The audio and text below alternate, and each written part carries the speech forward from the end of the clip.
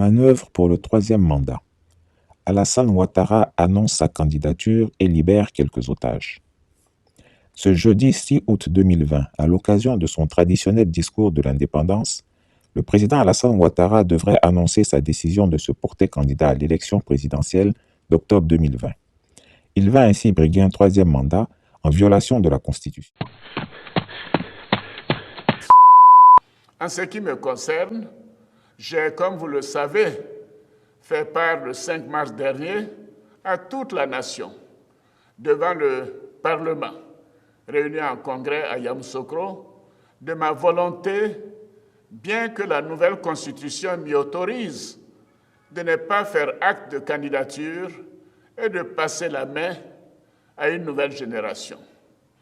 Depuis cette décision, j'avais commencé à organiser mon départ, à prendre toutes les dispositions au plan personnel et au plan politique. J'avais planifié ma vie après la présidence.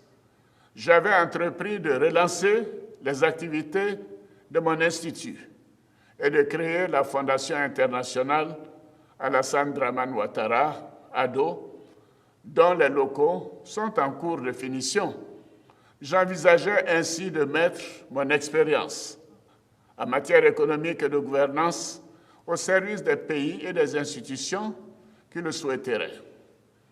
Au plan politique, ma décision avait abouti à la désignation, le 12 mars 2020, d'un candidat, chef d'équipe de cette nouvelle génération, de cadres compétents et dévoués, à même de préserver les acquis de notre pays en matière de paix et de progrès. Mais comme le dit l'adage, l'homme propose, Dieu dispose. Les récents événements tragiques, avec le décès du Premier ministre Amadou Gon Coulibaly, laissent un vide au niveau de l'équipe que j'avais mise en place pour poursuivre et consolider le programme de développement économique et social pour lequel vous m'avez fait confiance. Par ailleurs, le calendrier très serré, à peine 3 mois avant l'élection présidentielle. Les défis auxquels nous sommes confrontés pour le maintien de la paix, la sécurité nationale et sous-régionale, ainsi que la nécessité de juguler la crise sanitaire. Le risque que tous les acquis, après tant d'efforts et de sacrifices, consentis par toute la population, soient compromis. Le risque que notre pays recule dans bien des domaines. Tout cela m'amène à reconsidérer ma position.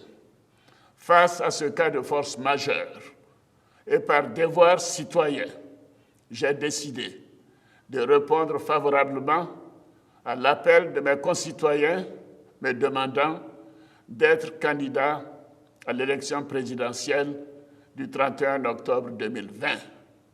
Je suis donc candidat à l'élection présidentielle du 31 octobre 2020.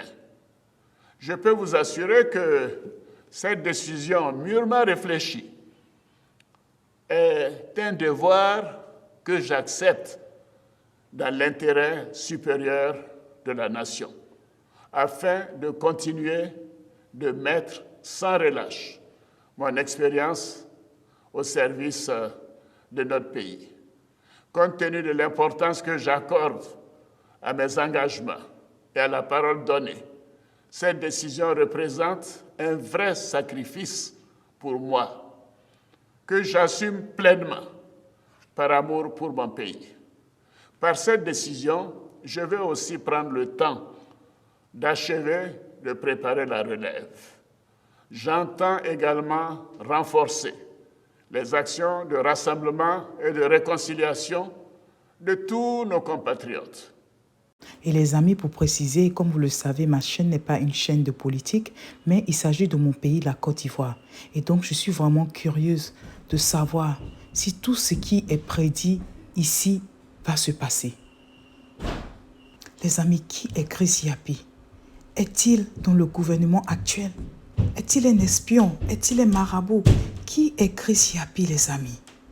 Laissez-moi en commentaire ce que vous pensez. Mais l'heure est grave, les amis. Le pays, vraiment, ça fait peur, les amis. Nous devons tous prier pour la Côte d'Ivoire. Notre pays, vraiment, est un pays de valeur. Nous devons prier pour notre pays. Ce beau pays qui accueille tout le monde. Tout le monde, les amis, ce beau pays. Prions pour la Côte d'Ivoire avant ces élections d'octobre. Là, prions tous. Quel que soit ton bord politique, quelle que soit ta religion, prions tous, les amis.